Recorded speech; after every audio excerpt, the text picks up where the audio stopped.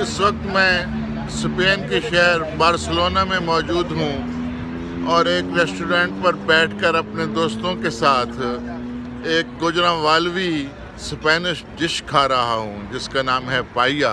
ये एक अजीबो गरीब डिश जो है जी हमें देखने को मिली है। ये हमारे भट्ट साहब हैं, गुजरावाला से इनका ताल्लुक है।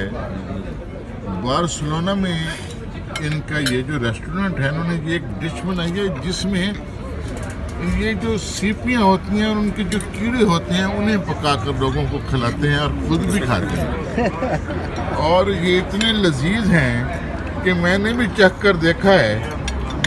तो ये पूरी की पूरी सीपी जो है ना जी उसको ये जो है ना जी रोस्ट करते हैं और चावलों की में मिक्स करके देते हैं और उसके अंदर से फिर वो कीड़ा जो है वो रोस्टेड जो है ना जी वो निकाल कर खाते हैं।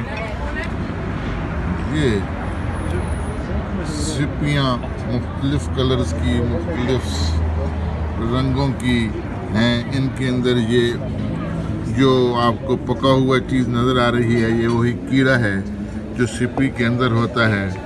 पुराने ज़माने में लोग सिपियों से मोती निकाला करते थे।